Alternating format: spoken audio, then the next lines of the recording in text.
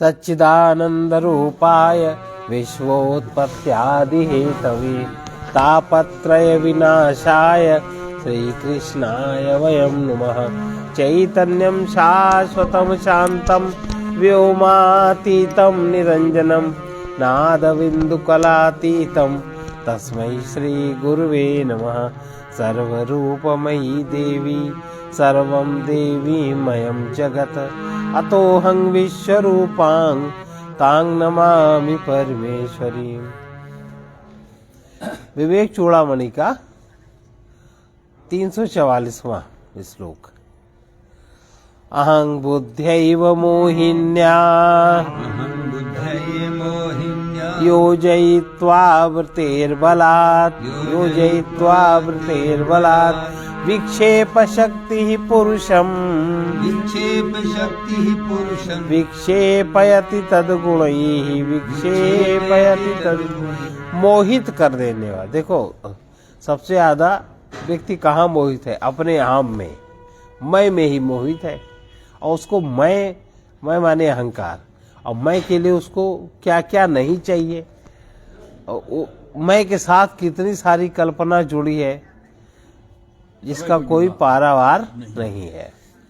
तो विक्षेप कर देने वाली जो अहंग बुद्धि है, और उसके साथ अगर तमोगुण मिल जाए, आवरण शक्ति बढ़ जाए, तमोगुण अगर बढ़ जाए, अहम के साथ मोहित कर देने वाली जो अहम बुद्धि है, उसके साथ जब तमोगुण की आवरण शक्ति बढ़ जाती, जब इसका उसके साथ संयोग हो जाता है, तब विक्षेप शक्ति उस अहंग बुद्धि के गुणों को अपने गुणों से विक्षेप शक्ति का जो गुण है, वो अहंग बुद्धि के गुणों को मनुष्य को विक्षिप्त कर देती, पागल कर देती।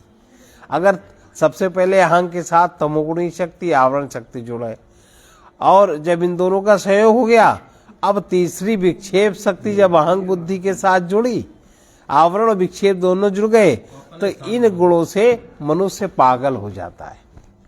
तमोगुण और रजोगुण से मनुष्य पागल हो जाता है, मनुष्य को पागल कर देती। पागलपन देख लो स्वामी पथिक जी के समाज में। आवरण शक्ति तामसी और रजोगुणी विक्षिप्त माने विचार करने की शक्ति नहीं, और जो विचार करेंगे वो केवल अपने लाभ लोभ का विचार करेंगे। हर व्यक्ति में ये चीज होती है, पर किसी में ज्यादा किसी में कम, तो वो व्यक्ति को बिल्कुल विक्षिप्त कर देती है। विक्षिप्त कौन व्यक्ति समझता है? कोई समझा लो मालती दी को, आज तक कोई नहीं समझा पाया।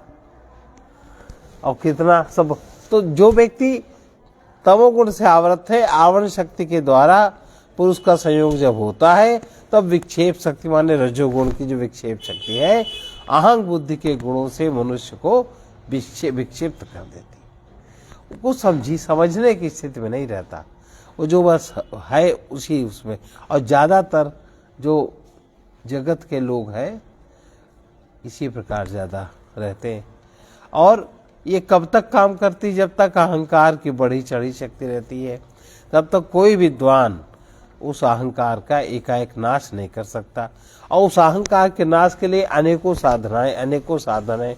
क्योंकि जो महापुरुष निर्विकल्प समाधि में विचल भाव से स्थित हो जाते हैं, उनके अंदर भी कभी कभी अनंत जन्मों की सुप्त वासनाएं जग जाती हैं, जिसका उन्हें परिहार करना पड़ता है युक्ति बुद्धि से। अब वो चूंकि ज्ञानी होते हैं, तो उनमें कोई देर नहीं लगती, उस बात को कोई जान भी नहीं पाता। विक्षेप शक्ति विजयो विषमो विधातुम, विक्षेप शक्ति विजयो विषमो विधातुम, निशेषमावरण शक्ति निवृत्त भावे, निशेषमावरण शक्ति निवृत्त भावे, दृग्दृश्ययो स्फुट पयो जलवद विभागे, दृग्दृश्ययो स्फुट पयो जलवद विभागे, नश्येद तदावरणमात्मनि च स्वभावात्, नश्येद तदावरणमात्मनि च स्वभावात्, निसंशयेन भवति प्रतिबंध शून्यो, निसंशयेन भवति प्रतिबंध शून्यो, विक्षेपणं नहि तदा यदि चेन्मृषार्थे, विक्षेपणं नहि तदा यदि चेन्मृषार्थे, सम्यग् विवेकः स्फुटबोधजन्यो, सम्यग् विवेकः स्फुटबोधजन्यो, विभज्य दृग्दृश्य पदार्थ तत्वम्, विभज्य दृग्दृश्य पदार्थ तत्वम्। आवरण शक्ति की, आवरण शक्ति जब जब आए तब तब समझना चाहिए तमोगुण, आवरण तमोगुण के कारण होता है। आवरण शक्ति की पूर्ण निवृत्ति के बिना, जब तक आवरण शक्ति नहीं, उससे आप नहीं छूटते, तम से नहीं छूटते, तब तक उसके बिना विक्षेप शक्ति पर, विक्षेप पर विजय प्राप्त करना असंभव है।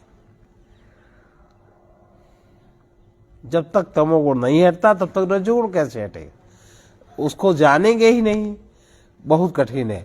दूध और जल के समान दृष्टा और दृश्य के अलग अलग होने का स्पष्ट ज्ञान हो जाने पर दृष्टा और आवरण शक्ति कैसे हटती है, जब ये ज्ञान हो जाए कि दृष्टा माने देखने वाला और दृश्य ये दोनों अलग अलग है, तो दृश्य के विषय में पदार्थ का ज्ञान अपनी तरह का है और दृष्टा का ज्ञान अपनी तरह का है। जब ये स्पष्ट ज्ञान हो जाता है तभी आत्मा पर छाई हुई आवरण शक्ति अपने आप समाप्त हो जाती है। इसके लिए दृग दृश्य विवेक, दृष्टा का ज्ञान सम्यक रूप से और दृश्य का ज्ञान अलग अलग जब इसका ज्ञान हो जाता है तो जो आवरण इसी का तो बना, तो आवरण शक्ति फिर अपने आप नष्ट हो जाती है और जो पदार्थ मिथ्या दिखते हैं उन पदार्थों में दृष्टा और दृश्य पदार्थों का स्वरूप का अलग अलग करके स्पष्ट बोध होने के कारण निसंदेह पूर्वक बाध रहित विवेक जागृत हो जाता है। तो फिर विक्षेप का प्रभाव नहीं पड़ता। जब विवेक जागृत हो जाता है तो विक्षेप का प्रभाव फिर नहीं पड़ता, विक्षेप शक्ति भी न्यून हो जाती है और वो विवेक माया जनित मोह बंधन उसको काटने में समर्थ है, काट डालता है।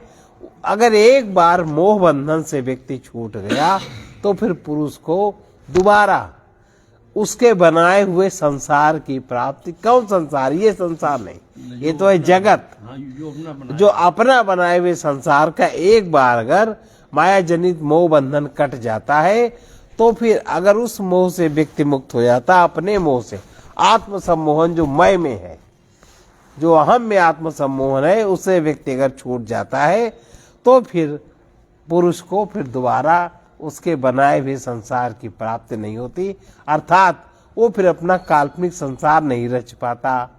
असत्य व्यवहार, असत्य भाषण, ये सब उसका गिर जाता है। इतने परावरैकत्व विवेकवन्ही, परावरैकत्व विवेकवन्ही, दहत्य विद्या गहनम यशेषम, दहत्य विद्या गहनम यशेषम, किम स्यात् पुनः संसारस्य बीजम, किम स्यात् पुनः संसरणस्य बीजम, अद्वैत भावम समुपेयुयोस्य, अद्वैत भावम समुपेयुयोस्य। ब्रह्म और फिर उसके बाद जब अपना संसार का, अपना संसार क्या है, मैं का सम्मोहन सबसे पहले, और फिर भगवान के जगत में विघटन क्या है, मेरा, भगवान के जगत का संगठन जीव तोड़ने की कोशिश करता है मेरेपन के अहंकार से। भगवान का जगत संगठित है, जैसे एक फूल का पेड़ है, उसमें बहुत सारे फूल खिले, कई तरह के फूल के पेड़ हैं, संगठन है बढ़िया। और वो संगठन का मनुष्य क्या विघटन करता है, कहना आज फलाने का हैप्पी बर्थडे है, तोड़ तोड़ के काट काट के फिर वो अपने एक में बोता है और हैप्पी बर्थडे टू यू। अरे क्या मतलब है इसका, ये उसका अहमन्यता का मोह माया बनाया हुआ संसार है ना। अब उसमें क्या सौंदर्य, पर उसने चूंकि माना है लेने वाले ने माना एक ये चलन बन गई, एक ये परंपरा बन गई, तो अच्छा है ऐसा मान लेते। पर इसमें अच्छा क्या है? आप किसी के हाथ पैर तोड़ दो, नाक तोड़ दो, किसी की जमीन छीन ले, कुछ सब कर दो, और ईंटा दू चार ईंटा जोड़ के अपन बना लो, ये कोनो तो विघटन है। जो एक संगठन बना है उसका है तो विघटन है। तो अहंकार ये है जीव का अहमन्यता, जीव के जो अहम बुद्धि के साथ आवरण शक्ति है और उसमें जो विक्षेप हुआ, ये वो है। और सामान्यतया जीव उसी में जीता है। यही तो है, यही परेशानी का कारण है। वरना अगर जैसा है यथार्थ हम स्वीकार कर ले तो कौन दिक्कत है? कोई दिक्कत नहीं। तो ये कह रहे हैं कि ब्रह्म और आत्मा का जो एकत्व ज्ञान, यही माया जनित मोह बंधन है, यही छूटता है। और जब इससे व्यक्ति अगर एक बार मुक्त हो जाए तो व्यक्ति को फिर अपने बनाए हुए संसार का बंधन नहीं, बंधन अपने ही बनाए हुए का है। इस जगत का बंधन किसी को नहीं है। अपनी अहम बुद्धि में जो आवरण शक्ति का मोह है और फिर उसमें जो विक्षेप शक्ति का संयोग होता है, वही संसार, अपनी काल्पनिक संसार की रचना करता है। उसी में सम्मोहन होता है और वही माया जनित मोह बंधन है। ये अगर एक बार समझ में आ जाए दृष्टा और दृश्य के विवेक से, तो फिर ये छूट जाता है। फिर दोबारा व्यक्ति फिर उस पथ पे नहीं रखता पैर। ब्रह्म और आत्मा का एकत्व ज्ञान, ब्रह्म और आत्मा का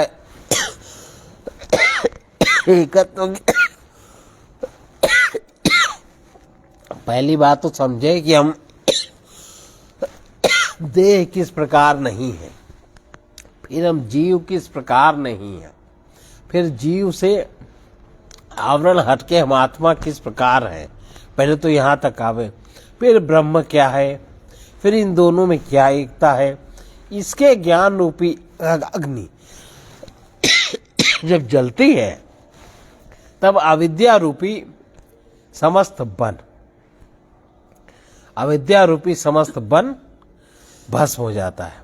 और अविद्या रूपी बन भस्म हुआ, अस्मिता भस्म हो गई, अहं के प्रति मोहबंधन खत्म हो गया। और अस्मिता भस्म हो गई तो राग खत्म हुआ, राग खत्म हुआ तो द्वेष खत्म हुआ, तो मृत्यु का भय भी समाप्त हो गया। इन क्लेशों की निवृत्ति हो जाती है। और जब अविद्या सर्वथा नष्ट हो जाती है, जब जीव को ये समझ में आता है एको हम द्वितीयो नास्ति, दूसरा नहीं, इस पराकाष्ठा पर कोई पहुंचता है, तब उसको पुनः संसार प्राप्ति का जो कारण है अविद्या, वो फिर देखो संसार शब्द बार बार आ रहा है। संसार माने आपकी बनाई हुई रचना। जब जगत आवे तो परमात्मा की बनाई हुई रचना, और जब संसार आ रहा तो व्यक्ति अपने ही संसार में तो मोहित है, दूसरे में कहाँ मोहित है। जितने व्यक्ति की खोपड़ियां उतने संसार, जितने शरीर उतने संसार, और उतनी कल्पनाएं और उतनी व्यवस्थाएं। इसलिए एक के घर की व्यवस्था कोई दूसरा नहीं कर सकता, एक की मन की व्यवस्था दूसरा नहीं समझ सकता, यही विभिन्नता। तो फिर पुनः संसार प्राप्ति का कारण नहीं रह जाता। आवरणस्य निवृत्ति भवति च सम्यक् पदार्थ दर्शनतः, भवति सम्यक् पदार्थ दर्शनतः मिथ्या ज्ञान विनाशः, तद विक्षेप जनित दुख निवृत्ति, तद विक्षेप जनित दुख निवृत्ति। आत्म वस्तु का माने स्वयं का ठीक ठीक जब समझ हो जाती, स्वयं क्या माने चौथे लेवल पर जागृत अवस्था, स्वप्न अवस्था, सुषुप्ति अवस्था, तुरीय। और इन तुरीय में हमारी जागृति है, इसको हम कैसे पहचानेंगे? हम स्वप्न में, जागृत में तो जागे रहेंगे, स्वप्न में भी हम जाग जाएंगे, सुषुप्ति में भी हम जाग जाएंगे। और जहां हम स्वप्न में जागे वही स्वप्न समाप्त, सुषुप्ति में जागे वही समाप्त। तुरीय अवस्था चारों तरफ तुरंत ही फैल जाती। जागृत में जाग गए तो जागृत का जो मनोरथ है सब समाप्त। तुरीय अवस्था भाई वही जागृत अवस्था है, वही ब्रह्म है, वो सब में फैल जाता है। इस प्रकार आत्म वस्तु जो सब कालों में एक से रहती है, चाहे सो जाओ तो भी वो उसी प्रकार है, जागृत हो तो भी उसी प्रकार है, बाह्य जगत में है तो भी उसी प्रकार है, अंतर कल्पना में है तो भी उसी प्रकार है, हर सुषुप्त में भी उसी प्रकार है, तुरिया में तो है ही। ये जब आत्म वस्तु का ठीक ठीक साक्षात्कार हो जाता है, तब हमारा जो आवरण है उसका नाश हो जाता है। और आवरण के नष्ट होने से मिथ्या ज्ञान, असत्य को सत्य मान लेते हैं उसका, वो समाप्त हो जाता है। और जब मिथ्या ज्ञान समाप्त हो गया तो कोई विक्षेप, चित्त की भी 4 स्थितियां हैं। नंबर 1 मूढ़ता माने आवरण, अटक जाना। महाराज जी ने गीत लिखा है, सभी संत गुरुजन जो समझा रहे हैं ये चर्चा भुलाना महामूढ़ता है। मूढ़ता, आवरण माने मूढ़ता। सबसे पहले मूढ़ स्थिति तमोगुण, उसके बाद क्षिप्त स्थिति आधा रजोगुण आधा तमोगुण, उसके बाद विक्षिप्त घोर रजोगुण, और उसके बाद फिर एकाग्र सतोगुण, फिर निरुद्ध शुद्ध सतोगुण। ये स्थितियां हैं चित्त की। तो जब आत्म वस्तु का ठीक ठीक साक्षात्कार हो जाता है तब आवरण का नाश हो जाता है, तथा मिथ्या ज्ञान का नाश जब होता है तो विक्षेप से जो उत्पन्न दुख है, विक्षेप जनित दुख की निवृत्ति स्वतः हो जाती है।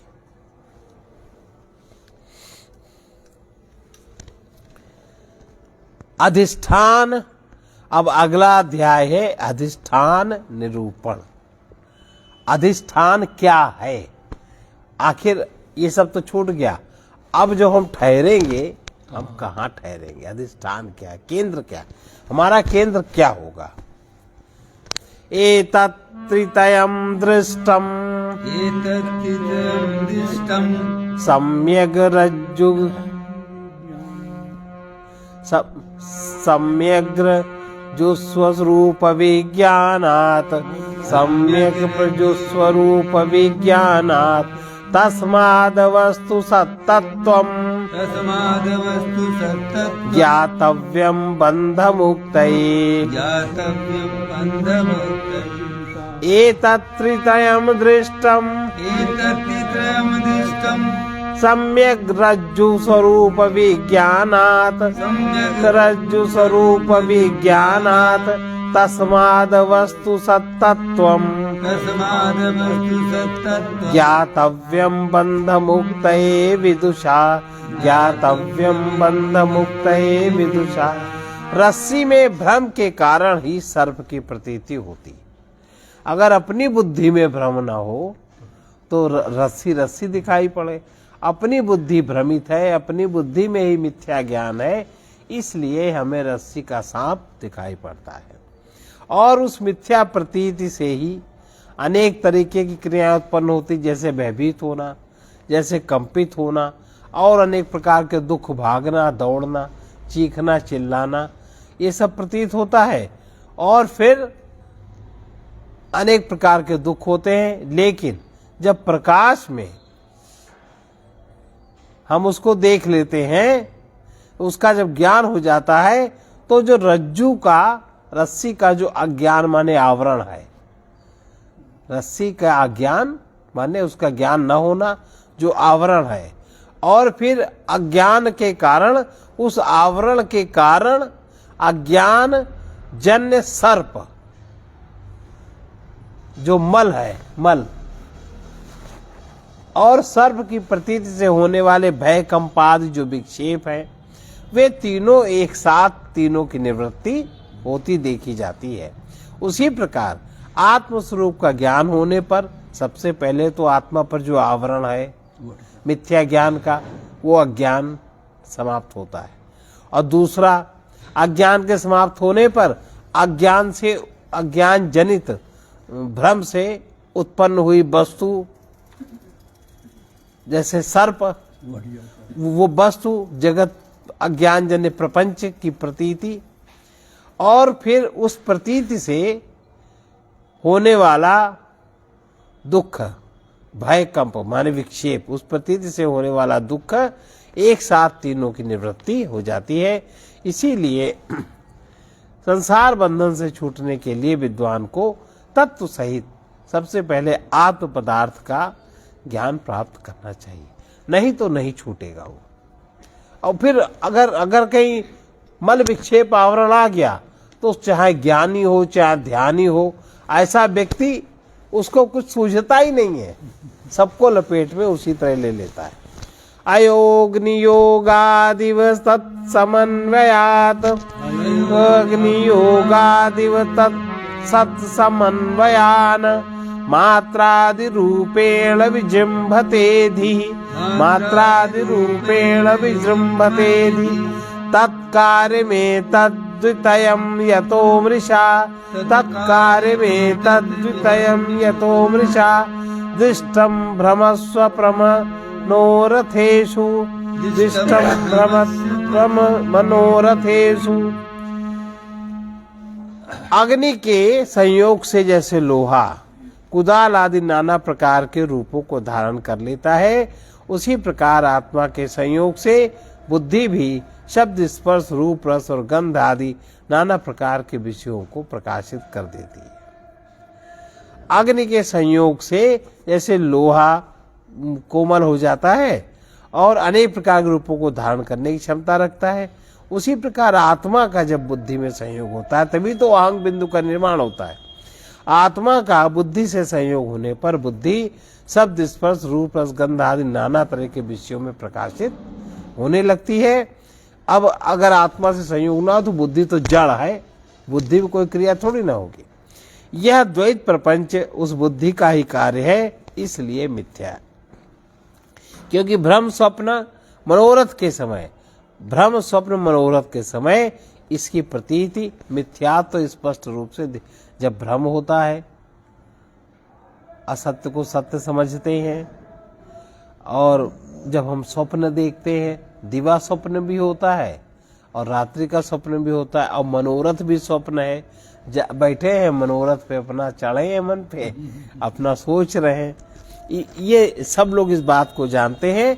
तो इसकी प्रतीति का मिथ्यात्व, ये प्रतीति मिथ्या, ये सब लोग जानते हैं। ततो विकारः प्रकृतेरहंमुखा, ततो विकारः प्रकृतेरहंमुखा, देहावसाना विषयाश्च सर्वे, देहावसाना विषयाश्च सर्वे, क्षणोऽन्यथा भावितया यमीषां, क्षणोऽन्यथा भावितया यमीषां, क्षणोऽन्यथा भावितया यमीषां, सत्त्वमात्मा तु कदापि नान्यथा, सत्त्वमात्मा तु कदापि नान्यथा। इसलिए अहंकार से लेकर परम शुद्ध नित्य चैतन्य आत्मा का जब बुद्धि के साथ संयोग होता है तब अहंग बिंदु का, वहीं से अहंग बिंदु का जन्म होता है। और वही अहंग शब्द स्पर्श आदि सब में फैल करके तादात्म्य करता है, उपाधियों से तादात्म्य करता है, और उपाधि के तद्गत गुणों के अनुसार कर्ता और भोक्ता बनता है। ये बंधन है।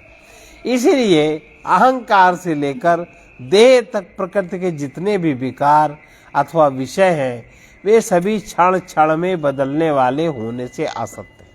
असत्य किस लिए है कि क्षण क्षण वो बदलते हैं। अभी जो आपकी प्रतीति है, आधे घंटे बाद दूसरी प्रतीति होगी, इसलिए वो सब असत्य है। आत्मा तो कभी नहीं बदलता, वो तो सदा एकरस ही रहता है। एकरस रहने के कारण ही क्षण क्षण की प्रतीति आत्मा को पता लगती है।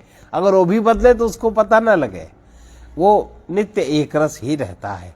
नित्याद्वयाखंड चिदेक रूपो, नित्याद्वयाखंड चिदेक रूपो, बुद्ध्यादि साक्षी सद सद विलक्षणा, बुद्ध्यादि साक्षी सद सद विलक्षणा, अहं पद प्रत्यय लक्षितार्था, अहं पद प्रत्यय लक्षितार्था, प्रत्यक्ष सदानंद घना परात्मा, प्रत्यक्ष सदानंद घना परात्मा। ये जो मैं अहम अहम पद, अहम पद इसलिए है कि चाहे जो देह हो, चाहे जो नाम रूप हो, मैं की ध्वनि सब में एक सी होती है। और मैं की रक्षा सुरक्षा भी सब में एक सी पाई जाती है। कोई भी पशु हो, पक्षी हो, कीट हो, पतंग हो, अरे जरा सा चींटा या चींटी पानी उधर आप डाल दो तो वो अपने बचाने के लिए, प्राण रक्षा के लिए विपरीत दिशा में भागेगा।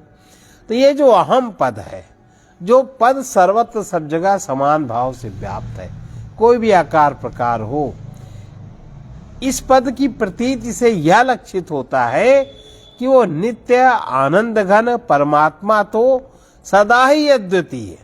जब ये अहम पद द्वितीय नहीं है, किसी में एक है, मैं का भाव सब में एक है कि नहीं? बोलो, सब में एक है ना? पशु पक्षी सब में एक भाव है। तो ये जो वो नित्य आनंद घन परमात्मा तो सदा ही अद्वितीय है, अखंड चैतन्य स्वरूप, बुद्धि आदि का साक्षी, सत असत से भिन्न और अंतरतम है, सबसे अंतरतम। ये मैं बहिर्तम है, क्योंकि इसका बुद्धि के साथ संयोग है और उसमें मैं नहीं है, इसलिए सबसे अंतरतम होकर सर्वत्र व्याप्त है। इत्थम विपश्चित सद सद विभज्य, सद सद विभज्य निश्चित्य तत्वं निज बोध दृष्ट्या, निश्चित्य तत्वं निज बोध दृष्ट्या, ज्ञात्वा स्वमात्मानमखण्ड बोधम्, ज्ञात्वा स्वमात्मानमखण्ड बोधम्, तेभ्यो विमुक्तः स्वयमेव शाम्यति, तेभ्यो विमुक्तः स्वयमेव शाम्यति। विद्वान पुरुष इस प्रकार सत और असत का विभाग करके अपनी ज्ञान दृष्टि से तत्व का निश्चय करके अखंड बोध स्वरूप आत्मा को जानकर असत पदार्थों से अपने को मुक्त कर स्वयं ही शांत हो जाता है। फिर उसके जीवन में किसी प्रकार की शांति नहीं रहती और फिर उस व्यक्ति को कोई अशांत भी नहीं, परिस्थितिगत प्रभाव से फिर वो रहित हो जाता है। अब ये खत्म हो गया। अब इसके बाद का अध्याय समाधि निरूपण, ये हम लोग कल सुनेंगे। और इसके पहले फिर से एक पिछला दोहरा ले, तमोगुण, रजोगुण और सतोगुण क्या क्या है। तो 2-3 बार सुन चुके हैं, एक बार और सुनने तो थोड़ा सा स्थिर रहेगा। तमोगुण माने आवरण शक्ति, ये तो याद ही हो गया।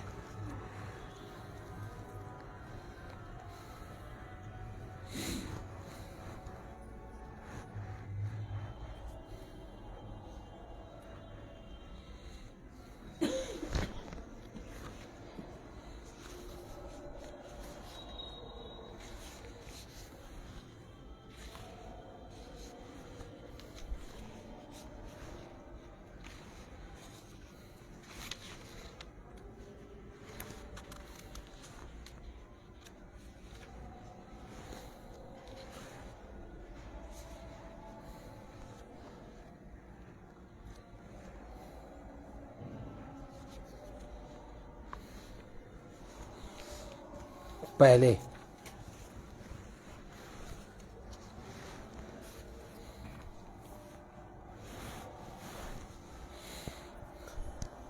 रजोगुण, रजोगुण क्या है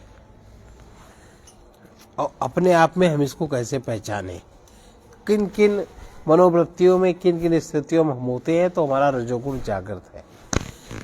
विक्षेप शक्ति रजसा क्रियात्मिका, विक्षेप शक्ति रजसा क्रियात्मिका, यतः प्रवृत्ति प्रसृता पुराणी, यतः प्रवृत्ति प्रसृता पुराणी, रागादयोस्या प्रभवन्ति नित्यं, रागादयोस्या प्रभवन्ति नित्यं, दुःखादयो ये मनसो विकारा, दुःखादयो ये मनसो विकारा, कामः क्रोधो लोभ दम्भाद्यसूया, कामः क्रोधो लोभ दम्भाद्यसूया, हंकार ईर्ष्या मत सराद्यास्तु घोरा, हंकार ईर्ष्या मत सराद्या घोरा, धर्मायते राजसापुं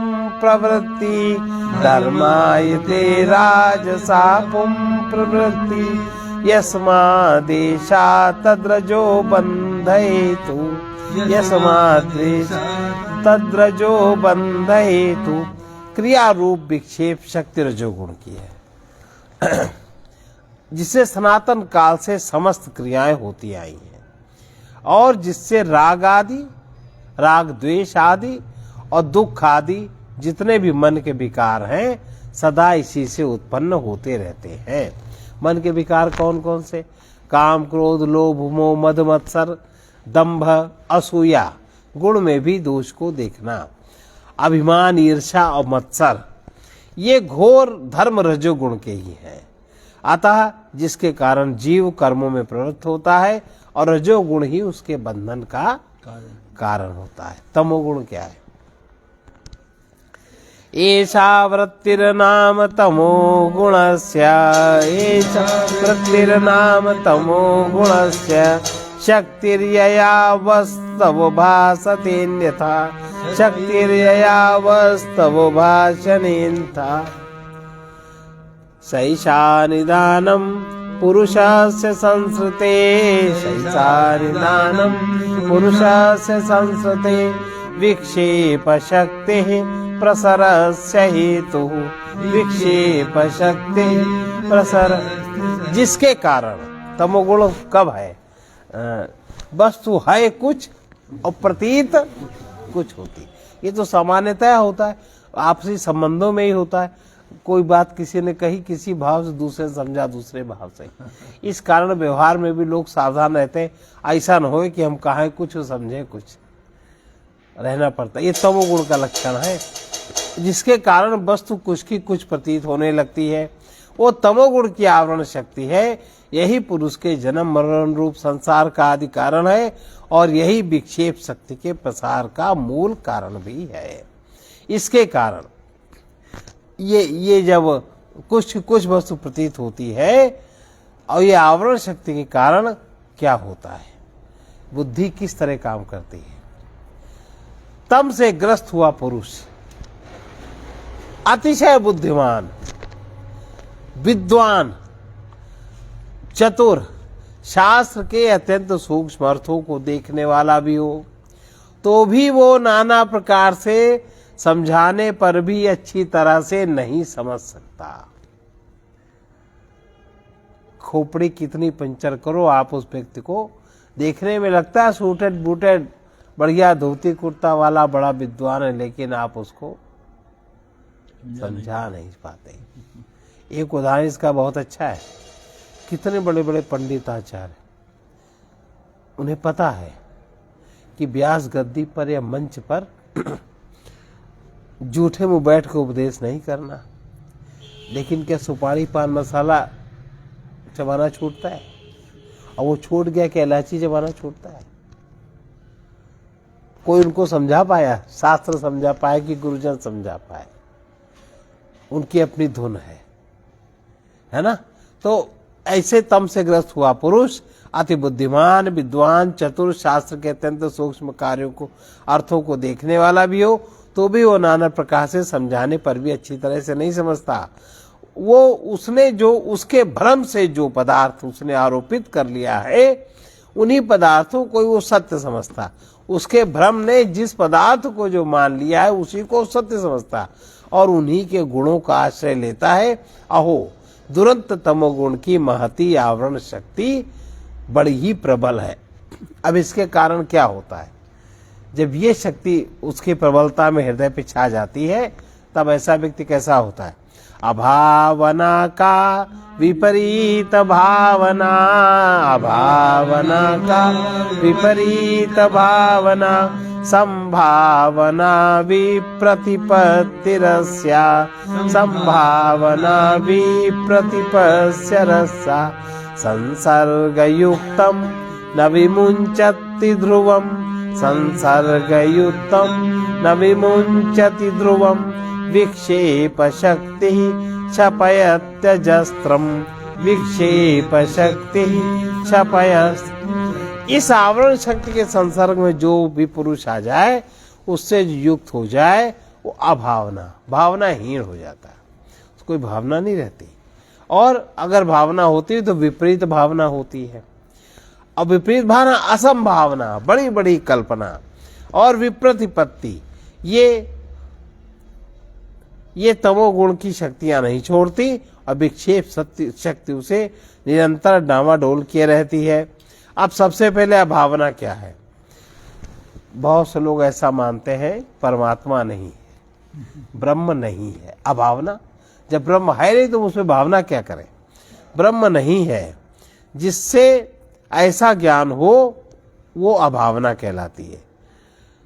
और मैं शरीर हूं, विपरीत भावना। मैं शरीर हूं, ये विपरीत भावना है। और किसी के होने में संदेह, ये असंभावना। और कोई वस्तु है या नहीं, इस तरह के संशय को विप्रतिपत्ति कहते हैं। और प्रपंच का व्यवहार, फिर वो प्रपंच का व्यवहार करता है, ये माया की विक्षेप शक्ति है। इससे क्या होता है देखिए, अज्ञान, ये सब चीजें जब हो जाती हैं तो एक, अरे हमसे फालतू बातें न करो, जो मतलब होता उन करो। क्या होता है? अज्ञानमालस्य जडत्वनिद्रा, ज्ञानमालस्य जडत्वनिद्रा, प्रमादमूढत्वमुखास्तमो गुणा, प्रमादमूढत्वमुखास्तमो गुणा, एतैः प्रयुक्तो नहि वेत्ति किंचित्, एतैः प्रयुक्तो नहि वेत्ति किंचित्, निद्रालुवत स्तंभवदेव तिष्ठति, निद्रालुवत स्तंभवदेव तिष्ठति। अज्ञान बढ़ता है, आलस्य बढ़ता है, जड़ता आती है, निद्रा, प्रमाद, मूढ़ता आदि सप्तम के गुण है। इनसे युक्त हुआ पुरुष कुछ भी नहीं समझता, वो निद्रालु या स्तंभ के समान जड़वत ही रहता है। सत्व गुण का क्या लक्षण है? दो गुण देख लिए, सत्व गुण देखे। सत्वम विशुद्धम जलवत् तथापि, सत्वम विशुद्धम जलवत् तथापि, ताभ्याम मिलित्वा शरणाय कल्पते, ताभ्याम मिलित्वा शरणाय। यत्रात्मबिम्बः प्रतिबिम्बितः सन्, यत्रात्मबिम्बः प्रतिबिम्बितः सन्, प्रकाशयत्यर्कैवाखिलं जडं, प्रकाशयत्यर्कैवाखिलं जडं। सत्वगुण जल के समान शुद्ध है, यद्यपि इसमें कुछ रजोगुण, कुछ तम के मिलने पर वही पुरुष की प्रवृत्ति का कारण होता है। इसमें प्रतिबिंबित होकर आत्मबिंब सूर्य के समान समस्त जड़ पदार्थों को प्रकाशित करता है। ये नंबर एक सत्वगुण, जो सारी प्रकृति में जो क्रियाएं हो रही वो, ये सत्वगुण का मूल सत्वगुण है। इसमें रजतम, अब जो इतनी क्रिया है रजतम के मिलने के कारण, ये मिश्र, जब अब यही सत्वगुण जब व्यक्ति के हृदय में कार्य करता है तब वो कैसा होता है, वो व्यक्ति कैसा होता है? मिश्रस्य सत्त्वस्य भवन्ति धर्मा, मिश्रस्य सत्त्वस्य भवन्ति धर्मा, त्वमानिताद्या नियमायमाद्या, त्वमानिताद्या नियमायमाद्या, श्रद्धा च भक्तिश्च मुमुक्षुता च, श्रद्धा च भक्तिश्च मुमुक्षुता च, दैवी च संपत्तिर्सन्निवृत्ति, दैवी च संपत्तिर्सन्। ये तो मूल सत्वगुण जो प्रकृति में काम करता है, जल के समान शुद्ध है। रज और तम जब उसमें थोड़ा थोड़ा मिलता है तो पुरुष की प्रवृत्ति का कारण होता है। इसमें प्रतिबिंबित होकर आत्मबिंब सूर्य के समान समस्त जड़ पदार्थों को प्रकाशित करता है। और मिश्र सत्वगुण जब व्यक्ति के हृदय में होता है, मनुष्य के हृदय में, तब क्या लक्षण आते हैं? पहला लक्षण आता है अमानित्व, भगवान राम के जीवन की विशेषता थी सबहि मान प्रद आप। महापुरुषों के जीवन में भी विशेषता होती है, वो सबको मान देते हैं लेकिन खुद मान के पीछे कभी झगड़ा नहीं करते, जो सात्विक लोग होते हैं। और यम नियम आदि का निष्ठा से पालन, ऐसा व्यक्ति यम माने अहिंसा सत्यस्ते ब्रह्मचर्य परिग्रह, नियम माने सौ संतोष तप स्वाध्याय ईश्वर प्रणिधान, इनका पालन नियम से करता है, जिसके परिणाम स्वरूप उसके हृदय में श्रद्धा की जागृति होती है, भक्ति का आविर्भाव होता है, मुमुक्षता अविद्या ज्ञान हमारा छूट जाए ऐसी भावना प्रबल होती। और जब ये भावना प्रबल होती तो दैवी संपत्ति का आचरण सदा होता, आसुरी संपत्ति समाप्त हो जाती। अब जब दैवी संपत्ति का आचरण होता तो असत का त्याग हो जाता। ये मिश्र रज और तम मिले हुए सत्वगुण के धर्म है। अब शुद्ध सत्वगुण के धर्म क्या होते हैं, जो ऊंची स्थिति के हैं।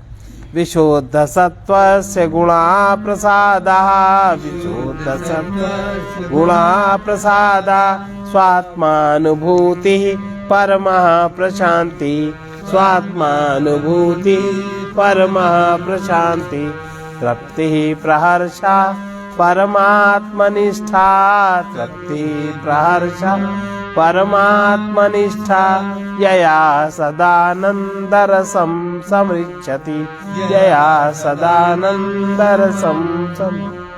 जब हृदय के ऊपर सतोगुण उठता है, जब ऊपर के चक्रों में शक्ति जागृत होती है, भेदता है, तो क्या होता है, स्वाभाविक प्रसन्नता। प्रसन्नता का कोई दूसरा कारण नहीं होता, आत्म अनुभव, आत्मज्ञान, आत्मज्ञानी होता है। परम शांति का अनुभव उसको होता है, तृप्ति, फिर वो अपनी तृप्ति के लिए इधर उधर नहीं भटकता, और आत्यंतिक आनंद, परमात्मा में निरंतर स्थिति, ये विशुद्ध सत्वगुण के धर्म हैं, जिनसे मुमुक्ष नित्य आनंद को प्राप्त करता रहता है। ये तीनों गुणों के धर्म है।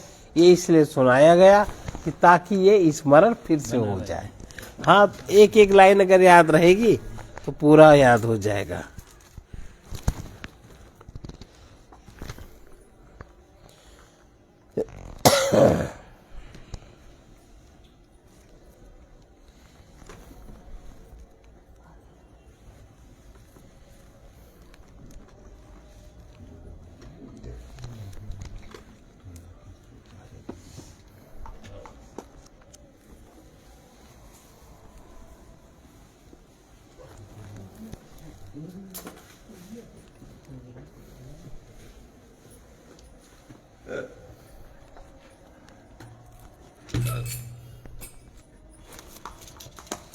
प्रेमी प्रेम भाव से गाके, प्रेमी प्रेम भाव से गाके, ध्याओ नारायण हरि ओम, ध्याओ नारायण हरि ओम, मन की सच्ची सुरति लगा के, मन की ध्याओ नारायण हरि ओम, ध्याओ नारायण हरि ओम, प्रेमी प्रेम भाव से गाके, प्रेमी प्रेम भाव से गाके, ध्याओ नारायण हरि ओम,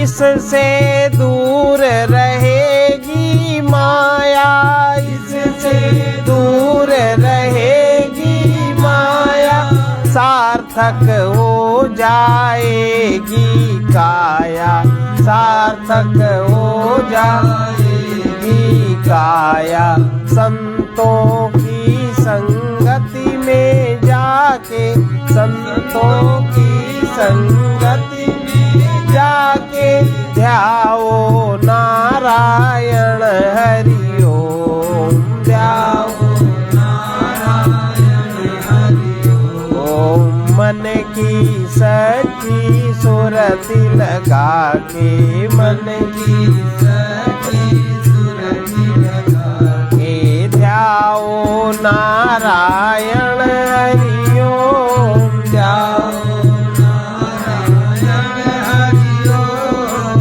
जिससे मन सुस्थिर हो जाए, जिससे मन सुस्थिर हो जाए, प्रज्ञा में विवेक बल आए, प्रज्ञा में विवेक बल आए, ऐसा साधन नियम बना के, ऐसा साधन नियम बना के, ध्याओ नारायण हरि ओम, ध्याओ नारायण हरि ओम। प्रेमी प्रेम भाव से गाके, प्रेमी प्रेम भाव से गाके, ध्याओ नारायण हरि ओम, ध्याओ नारायण हरि ओम। जिसका